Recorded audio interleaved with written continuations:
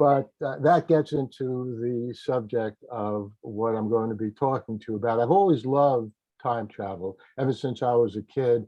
It goes back to reading Isaac Asimov's The End of Eternity, Robert Heinlein's The Door into Summer.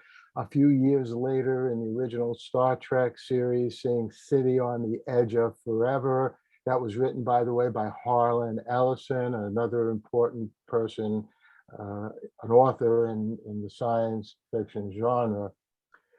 And I realized over the years that it was interesting that I was so interested in time travel, because the more I thought about it, I came to the conclusion that time travel was impossible. There's a significant difference between time travel and space travel. Space travel is just a question of building a strong enough rocket to lift off the Earth and eventually, who knows, go faster and faster, even approaching the speed of light and going to other parts of the galaxy, other parts of the universe. There's nothing paradoxical in that kind of travel. It's just really more of what we already are doing here on planet Earth. If somebody hops in a plane today and travels from one continent to another, there's no philosophic difference between that and lifting off this planet and going to Mars. It's much harder to go to Mars, that's for sure, but there is no sort of line that going to Mars crosses, oh, that's not possible, because it violates some kind of fundamental logic or philosophic principle. But that's not the case with time travel. And as a matter of fact, people who've thought about time travel over the years have identified dozens and dozens of intractable paradoxes that are triggered anytime you might try to time travel. Probably the most famous is called the grandfather paradox. You've no doubt heard about this or have thought about this, even if you didn't know that name for it. If you travel into the past and you kill your grandfather before he has a chance to meet and have sex with your grandmother, you will not exist. So how then could you have traveled into the past in the first place? And by the way, let me just say the label grandfather paradox and what I just described to you, none of that is really necessary. It could be your grandmother, and you don't have to kill anyone. You know, you could be a pacifist, a peaceful person. You could travel into the past and just prevent your grandparents, just one set of your grandparents, from ever meeting, and then you would no longer exist. And that's a pretty profound thing, right? Because it renders impossible that what you just did to make that impossible. And in fact, the only way out of that grandfather paradox is to do something that physicists have discussed. It's the creation of multiple universes. And the only way out of that paradox is if I travel into the past, prevent my grandparents from meeting, Paul Levinson won, the person who traveled into the past. He's the person who did that, who existed in the present. But the instant that I make that change in the past, Paul Levinson one, who comes from reality one or world one or whatever you want to call it, that everything then changes. It becomes world two or universe two or reality two, in which my grandparents, alas, didn't meet. I don't exist in that world, and that's the world that currently then exists for everyone else. But there's no paradox because I am Paul Levinson one, and it doesn't matter that there's no Paul Levinson two, who's an inhabitant of world two or reality two. So that's a good solution, the multiple world solution, except for the fact that it's even crazier than time travel itself.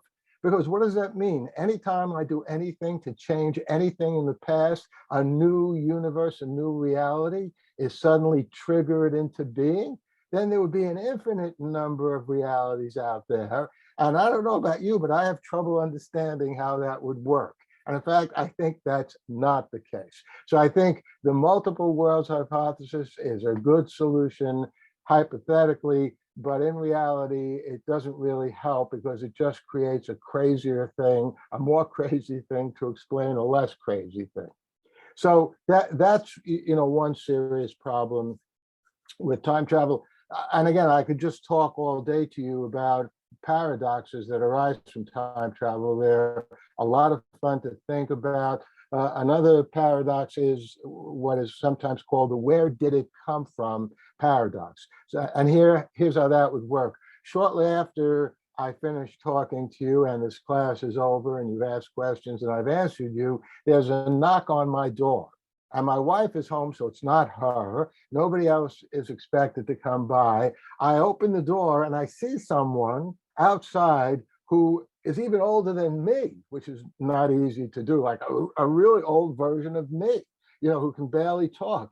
And this person who looks like me gives me this package and says, please, open this package, and then quickly walks away, or as quickly as an incredibly old geezer could walk away from my house. Anyway, I open up the package and I find like an intricate series of instructions.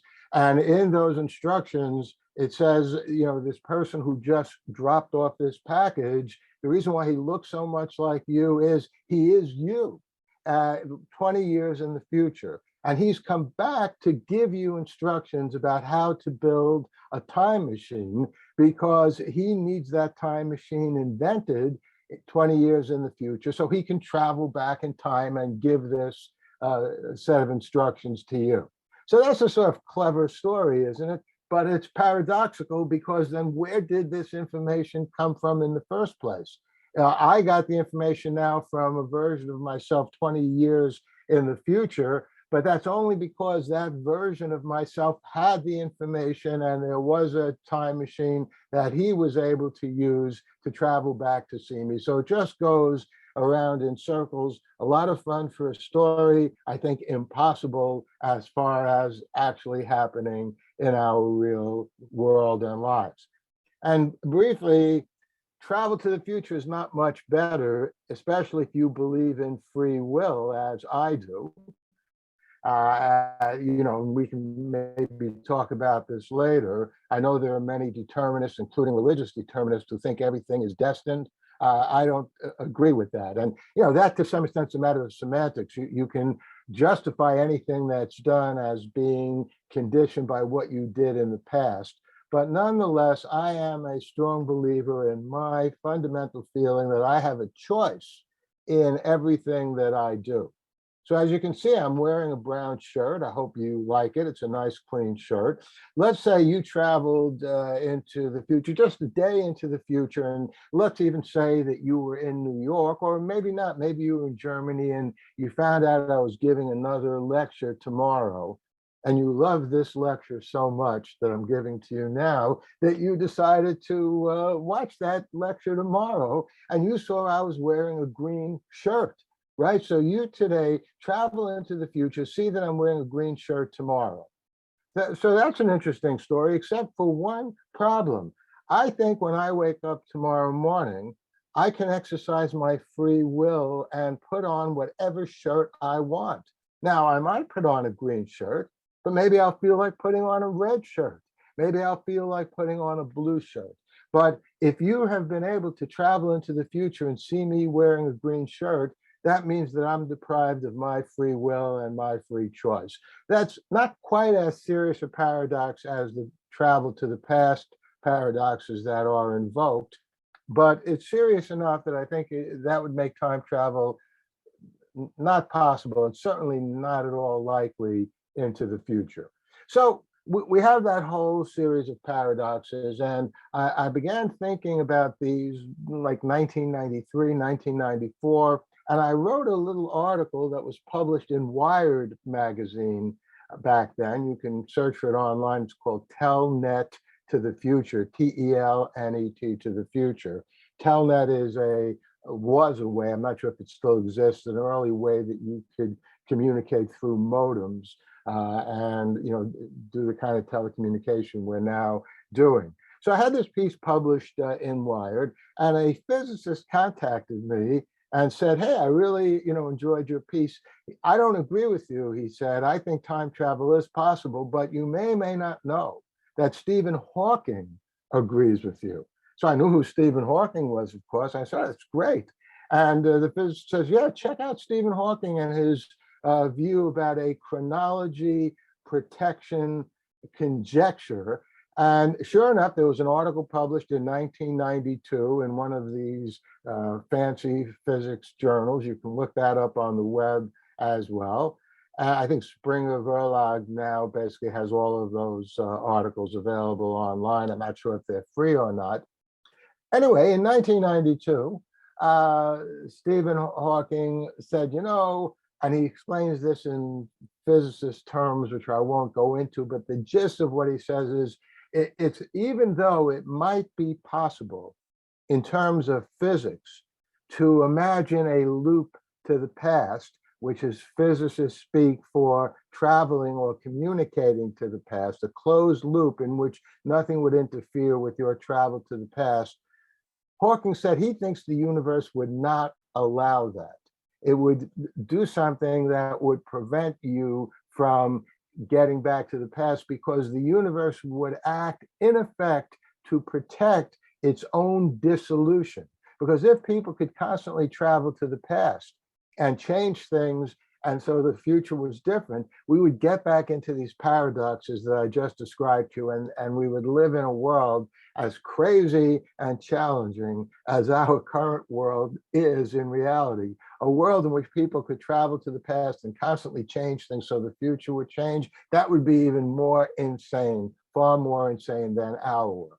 So what Hawking referred to was the chronology protection conjecture. Now, back in 1994, I was thinking about this.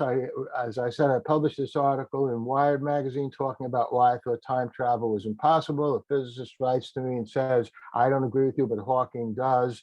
And I'm introduced to Hawking's chronology protection conjecture. I'd also first then started publishing science fiction that I was writing in major magazines. And I discovered that the way my demented mind worked back then, and still works now, is when I hear an idea that I find exciting, I channel it into a science fiction mystery story. And so this is where the chronology protection case began, because I was thinking, now, wait a second, if Hawking is right, and if the universe will always act to prevent time travel, how would that actually happen in reality? Now, what Hawking is talking about are natural events that would prevent the time machine from working. In effect, the time machine would blow a fuse before it was able to work. Or if you were trying to time travel by going into a black hole in space, there would be such a tempestuous entrance into that black hole that you would never get into that black hole. Or if you did, you'd never get through that black hole to travel back in time. That's pretty much probably what Hawking was thinking about. But I took it one step further, and I said, wouldn't the universe, if it was acting to prevent time travel, wouldn't the universe want to be really safe? And what's the safest way of protecting itself from time travel? How about killing any scientist who is getting too close to inventing a time machine? And that's where the story of the chronology protection case was born. I hope you've all read the story. And as I think I did send Michael a link. There's a movie you can see free of charge on Amazon Prime. But anyway, I sat down and I wrote the story. It was also a significant story because it introduced a character who has become one of my favorite characters and one of my fans and readers and viewers' favorite characters, Dr. Phil D'Amato, who is a forensic detective in New York City. By the way, just some insight, and I'll sprinkle that in here as I'm talking to you about how authors work. The name Phil D'Amato comes from two places. One, I had a very good friend in the New York City Police Department. And that's saying a lot because in general, I don't like police. So the fact that I had a good friend there, that's amazing too. His name was Phil Romano. And I met him years earlier when I was taking a class at the New School for Social Research as a student. And he was sitting next to me in the class. And you know how this is, with people sitting next to each other in classes. Sometimes there can be a person in the class that you just sort of establish a connection with. And sometimes those connections can last a very long time. They can be lifelong connections. So Phil Romano and I were good friends. When I met him, he was a sergeant in the police department. He went on to become a captain. He was not a forensic detective, but I was thinking of him when I created my character, Dr. Phil D'Amato. How did I get D'Amato? Two ways. There was a senator from New York by the name of Alphonse D'Amato. He was a Republican senator. He's still alive. I don't care if he hears this. I think he was an atrocious senator. I couldn't stand anything that he did. I don't like Republicans in general. I don't care if people know that also. So the only thing that I liked about this guy is I thought he had a cool name, D'Amato, because it sort of means love, right? Like in Latin, amor, D'Amato. And so that's how I got the name, Phil D'Amato. And Phil D'Amato was introduced in the chronology protection case, his first appearance. He would go on to appear in two more novelettes, which are just fancy words. It's a fancy word for a long, short story, and in three novels. And I'm now actually working on a fourth Phil D'Amato novel. But here's another interesting, I think, insight into how stories and novels and science fiction in general comes to be. And you can put this story under the category of the importance of having a good editor. Very important. And I don't know about you, but I don't like people telling me what to do with my writing. I don't like people telling me what to do about anything, by the way. But especially if I write something, the last thing I want to hear is somebody else saying, hey, why don't you make this change? Write your own story if you want to, do that. So I'm never happy to get any advice from an editor. And the first time I get any advice from any editor, I curse at the screen. I scream and yell. My wife says to me, what are you so upset about? I'm in a bad mood, not that long, maybe for like a half an hour or so. But every once in a while, the advice can be very valuable. So the first version of the chronology protection case was just about 4,500 to 5,000 words, much shorter than what you read. And I sent the story to the editor of Analog magazine, Dr. Stanley Schmidt, himself, by the way, a physicist, who had decided that, yeah, he liked physics, but he liked science fiction even more than physics. And he had been a professor of physics at a university, I think somewhere in Ohio, someplace in the Midwest here in the United States. And he happily accepted a job as editor of Analog magazine. So like about a month later, and again, in those days, this was the mid-1990s, email existed, but most of the communication that was of any importance took place through old-fashioned paper mail. So I get a letter in the mail from Stan Schmidt saying, hey, Paul, thanks a lot for the story of the chronology protection case. I really loved it, but why did you kill off such a good character? And again, you haven't read the original story. You've read the published story. In the original story, that scene where Phil, goes over a bridge. It's like everything is like falling in on him. In the original story, he dies. The universe kills him because he too knows too much about time travel. The very fact that he looked into why these scientists were dying. So that was the original story, which I thought actually made sense in a literary way. In other words, why should Phil be exempt from this? But the editor of Analog is telling me, hey, I love the story. I want to publish it.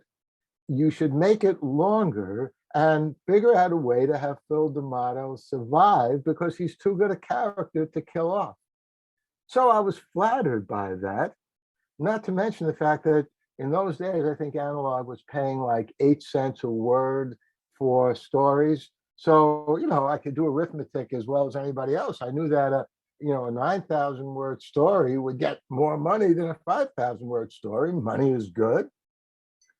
I'm not a raging capitalist, but I don't think money is a bad thing. If you do some work, you want to get paid as much as possible for it. So I sat down and figured out a way that I could have Phil D'Amato survive. And the story was published. And, I've written a lot of different stories over the years about a lot of different things. And that story has gone further in all kinds of crucial ways than any other story that I've ever written. Uh, Actually, the only other story that almost went as far in a different way is another time travel story called Loose Ends that has nothing to do with Phil D'Amato, but you can check that out. But the first thing I realized about the chronology protection case is a lot of people were interested in reprinting that story. And I think at this point, it's been reprinted in 6 different places. One or two of them no longer exist. The most recent is a book called The Mammoth Book of Time Travel, and that's still, selling very well. And that makes me happy.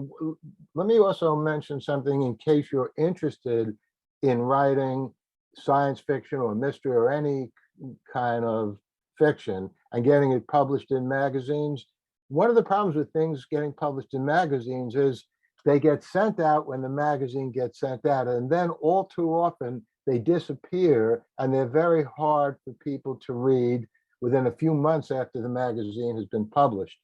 It's gotten better now that things are online, and you can get things usually more easily than back in the 1990s.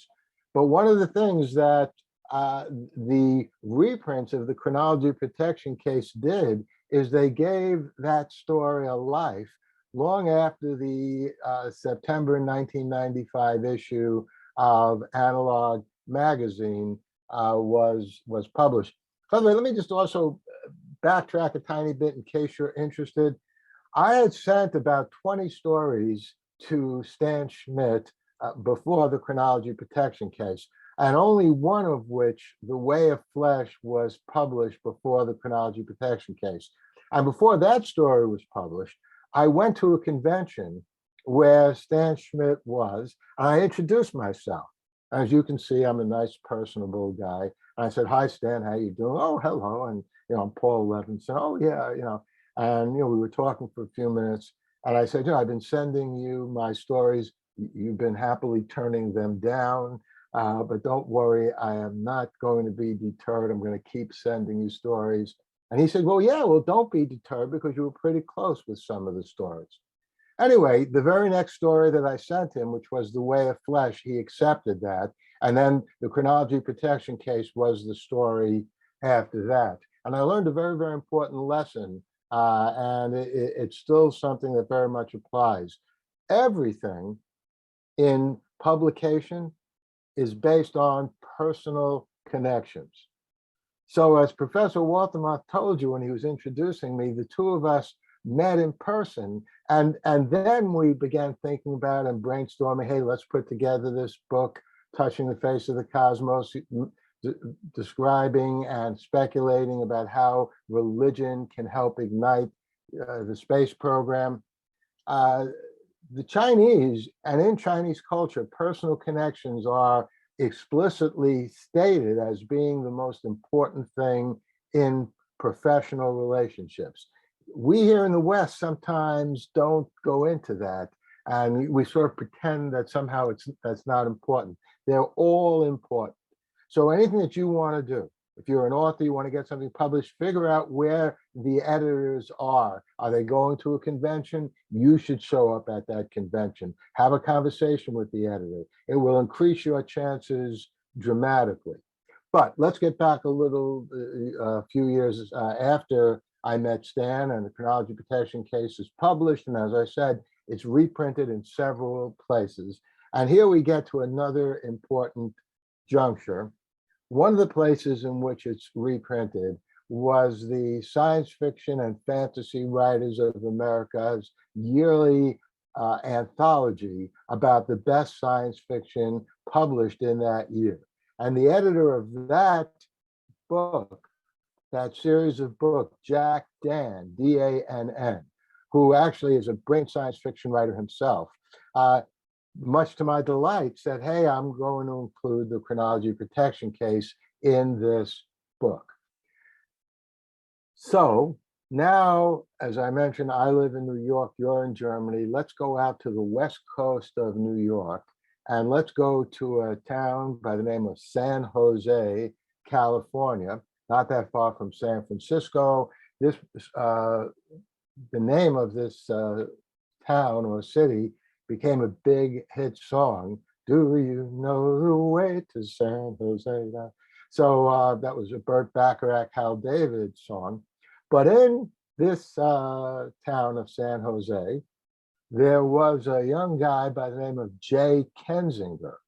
And one day, Jay walked into a bookstore, bought a copy of the year's best science fiction that the Science Fiction Writers of America and Jack Dan, as editor, had published, and basically read through the book. And he had just graduated some university out there and was making what was in effect a student film. It was a little more than that.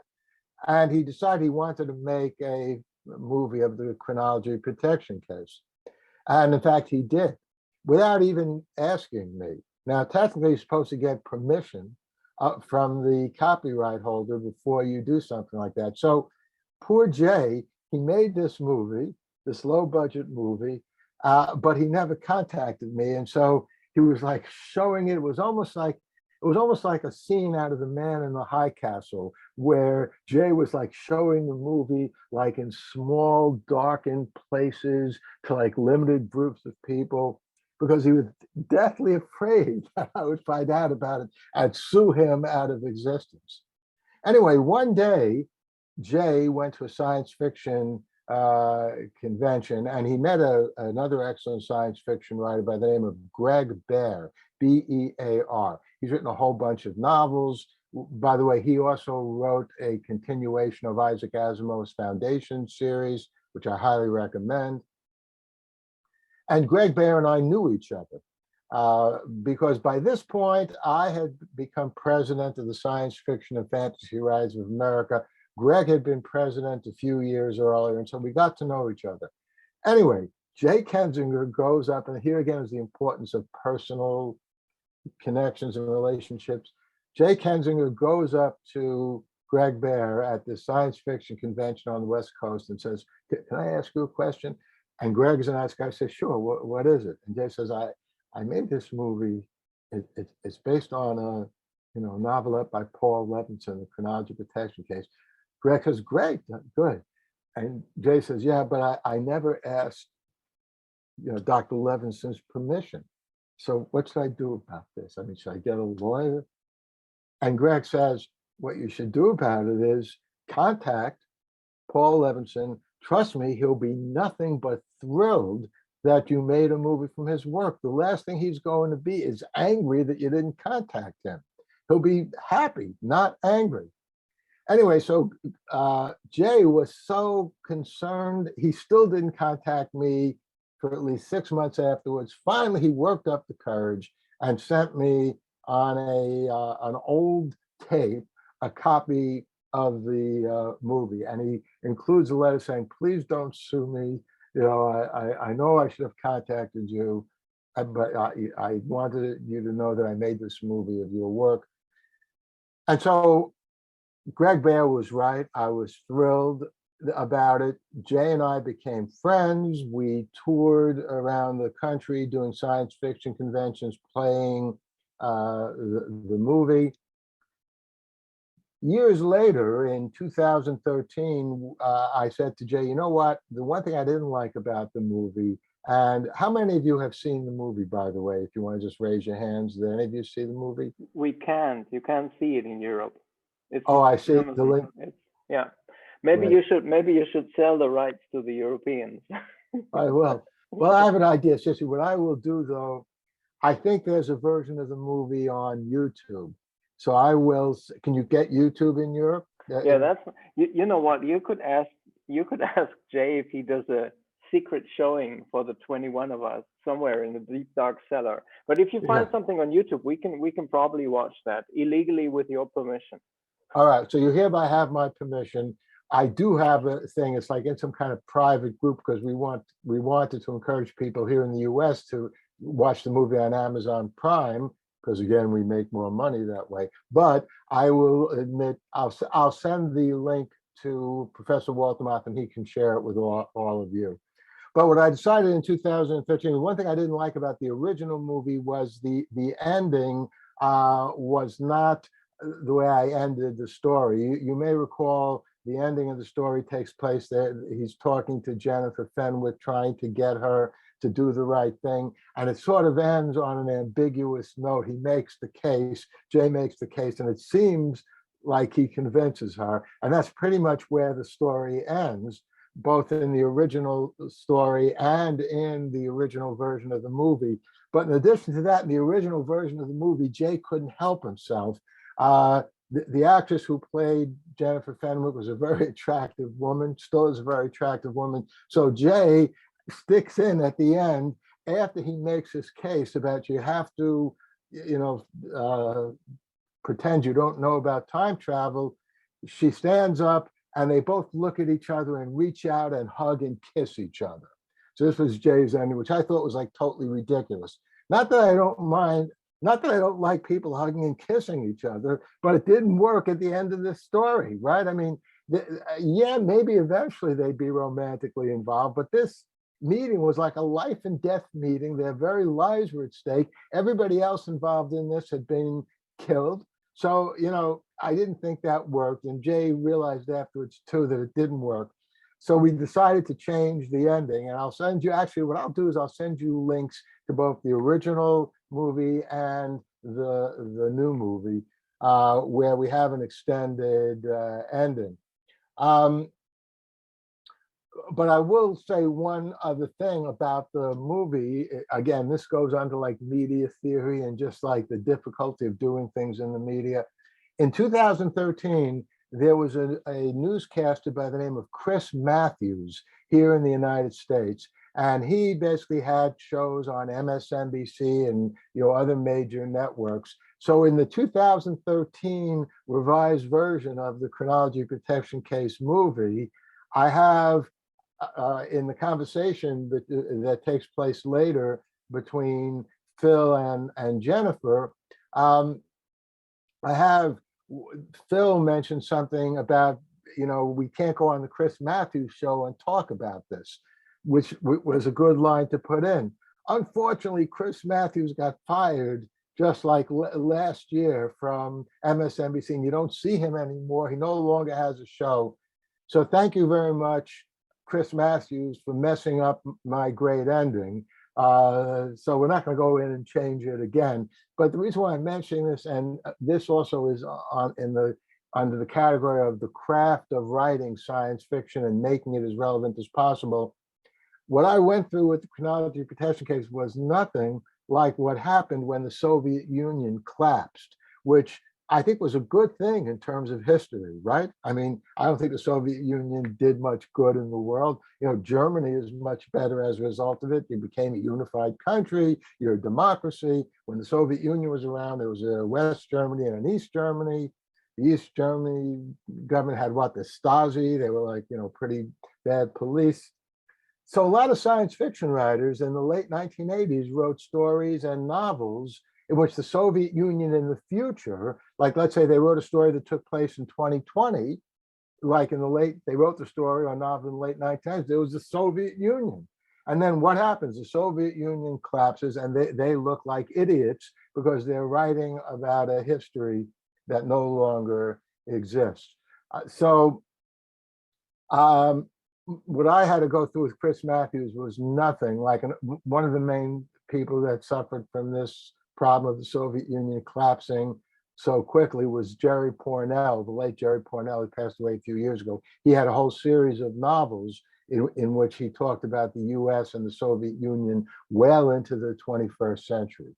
So to dial this back, as a science fiction writer, when you're writing about the future, in addition to everything else, you are in effect hostage to what really happens in the future. And on the one hand, your imagination about what happens in the future, you don't want to just describe a boring, predictable future. You want it to be unusual and breaking through some of the ideas and projections that have been commonly made about the future.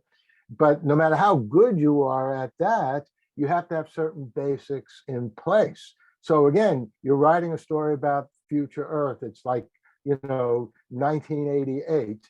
That's when you're writing the story and you're talking about something that's happening in 2020.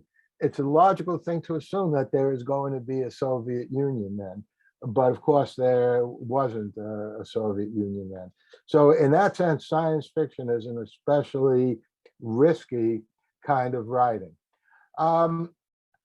Let me conclude by saying just a few words about science fiction, its relation to philosophy, its relation to ethics in general. I'm not sure how it is in Germany, but over here in the United States, over the years, and it's still the case, the so-called taste makers, the people like the editor of the New York Times Sunday Book Review, they've had nothing but contempt for science fiction. So much so that when they like a science fiction novel, like Brave New World or 1984, they review it and they don't call it science fiction. And this is something that a lot of even science fiction writers suffer from. Kurt Vonnegut, there were times in his life when he said, no, Cat's Cradle is not science fiction. Margaret Atwood, Handmaid's Tale, no, that's not science fiction. Of course it's science fiction. But there's a sort of public allergy to science fiction, which is unfortunate. To this very day, here in the United States, the New York Times in their Sunday Book Review, they don't review science fiction. What you find is, like, on the front page, even if there's some great science fiction novels out, they'll have book reviews about some dysfunctional Southern family here in the United States. Who cares? I'm not interested in that. Why is that the front page of the Sunday Times Book Review? The reason why I'm belaboring this point is that kind of attitude towards science fiction disguises the great value of science fiction in exploring these philosophic issues, because that's what science fiction is all about. Not everything in science fiction is philosophic, but the very attempt to discuss what is going to be in the future inevitably invokes philosophic issues, because you're talking about a world that doesn't exist. And then how are you going to base your predictions? So, there is, a lot of science fiction that is what used to be called bug-eyed monster stories, BEM, where there isn't really any philosophy. And those actually are, I would think, they're really more horror stories than science fiction. But certainly the best of science fiction, and I would say even most science fiction, including not the best, delves into real philosophic issues. One of the great things that has just finished being on television, and I know this is viewable in Germany because I did an interview, and I can send that link to Professor Walter Matthau as well, with Cora Boulette, who is a German science fiction and fantasy writer and reviewer, and someone here in the United States, Joe McKinnon, about the Foundation series, the first year of which just concluded a few weeks ago on Apple TV+. And if you are interested in how science fiction can deal with philosophic issues, after you first read the Chronology Protection case, of course, but if you want to move into something else, I would highly recommend Isaac Asimov's Foundation series. Started out as a series of short stories in analog, became a trilogy in the 1950s. Eventually in the 1980s, Asimov expanded it with some sequels and prequels. But the basic philosophic underpinning of Asimov's Foundation stories is, if you could scientifically predict the future, which is what Harry Seldon, the main character in the early Foundation stories, does. Well, then what then? And this gets back to what I said early on about free will in terms of time travel, but it also applies to just predictions of the future. How reliable can predictions of the future be if people are exercising their free will and can therefore change anything that you might think is a logical outgrowth of what's going on? And Asimov does a great job of dealing with that. By the way, Dune, which was also recently made into, we saw the first half of the movie, and I thought that was superb as well. Dune also deals with this philosophic issue of predicting the future. And, without giving too much away, a major character in Dune is able to foresee that someone the character loves is going to be killed. So the character obviously wants to stop that from happening, but the character also realizes that the price of stopping that from happening is it will greatly strengthen the villain's arsenal of weapons to work against this character and the good guys in this story. So that's sort of a philosophic, ethical question. What should this character do? His own personal needs. He loves this character who's killed, is to have this character saved, use his knowledge to save this character. But that will unfortunately empower his mortal enemies. Anyway, I've talked enough. I'd be very interested. From what I can see, I don't see anyone totally asleep. I haven't heard any snoring. But then again, your mutes are on, so I wouldn't hear if you were snoring. Anyway, thank you very much, and I await your questions.